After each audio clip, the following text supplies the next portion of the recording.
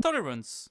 Bonjour. Tolerance is one of the core values of the furry fandom. It's what makes it welcoming. It's a place where you can create, you can express, and you can exist without being judged or jumped for it. But here's the paradox. The more tolerant a community becomes, the harder it gets to set limits. And sometimes, the refusal to draw lines creates the very problems tolerance was meant to prevent. This is what I call the furry paradox of tolerance. A reflection on how acceptance, when stretched too far, can start to tear itself apart. Following my previous video, Moralities and Boundaries in the fandom, this topic continues that same line of thought. It will, however, dive deeper into the grey zones of tolerance itself, such as where do acceptance and protection meet, when does openness turn into vulnerability, and how can we keep the fandom kind without letting it lose its shape. Here we go. Once again, the furry fandom was never designed to have borders. It grew from art, roleplay, and self-expression, a space for anyone who felt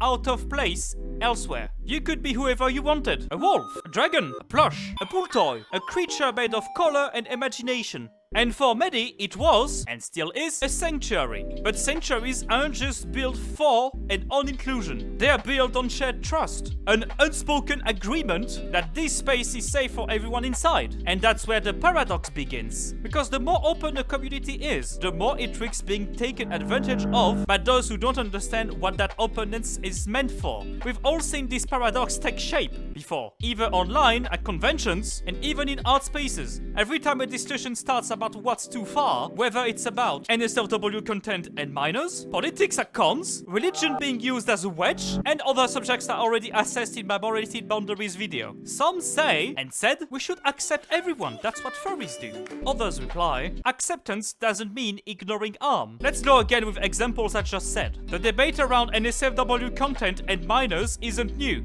but it's always loud and visible. Furries want to express their adult interest freely, and that's fine. Only in the right context. But when younger members share the same spaces, digital or physical, tolerance without boundaries is a risk.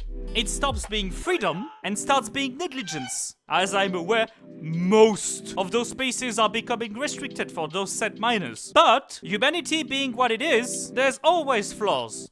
Everywhere, and especially motivated by pornography, which, once again, is one of the sole reason of internet existing today and being something today. 1% of all of the websites on the internet is for and 30% of the internet traffic is for those said websites. We are truly unga bunga braid, but whatever. The same thing happens with politics. You can be left-leaning, right-leaning, apolitical, or completely done with the world, but when your persona becomes a flag, or straight up a fursuit, the fandom stops being a bridge and starts being a battlefield. And ironically, the very value of acceptance is what gets weaponized. Because everyone believes their visions of tolerance is the right one. Just like religion, that slips into the same paradox too. When beliefs, or disbeliefs, that preach compassion collide with a community that was built on difference, faith becomes a wall instead of a window. The real truth of all of this, tolerance has limits, even if we don't like to admit it. Karl Popper, the philosopher who coined the term paradox of tolerance, warned us about it. Unlimited tolerance must lead to the disappearance of tolerance. If we extend unlimited tolerance even to those who are intolerant,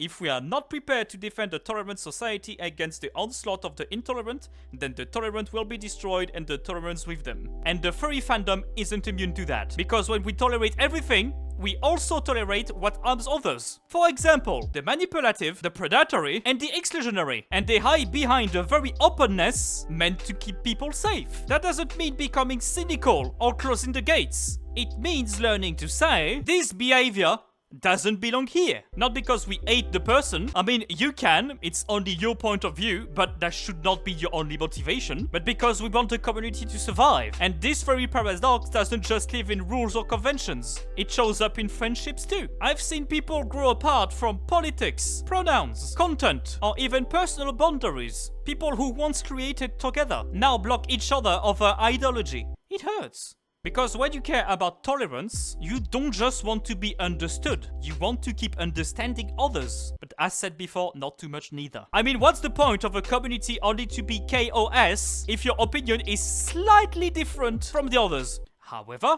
Tolerance also means letting go sometimes. Understanding you can respect someone's humanity without having to tolerate everything they do or say. Because this is not intolerance, that's discernment. I keep repeating myself, more or less, with different words every time. But the furry fandom was not built on chaos, nor on moral superiority. Let's leave that for other fandoms instead. It was built on connection, on the simple joy of saying, you belong, you friend. But maybe the next step, the mature step, is learning to say, you belong here, but here's how we protect this belonging. That is not control. Once again, that's care. Because real tolerance doesn't mean turning a blind eye. It means looking directly at what's uncomfortable and choosing compassion over convenience. That's a major difference of words in action. The furry paradox of tolerance is not a problem to fix. It's a mirror to hold. A reminder that being open-hearted doesn't mean being defenseless. That creating a free space also means protecting it too. The fandom's strength has never been in silence, but its inability to ask hard questions and somehow still find love in the answers. It's a proof that the fandom is still growing, still learning how to be human, stay human, even under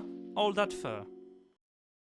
Well, thank you for listening. I hope you enjoyed this little discussion. Let me know what you think in the comments. And in any case, have a good day, have a good night, stay safe, and I'll see you later.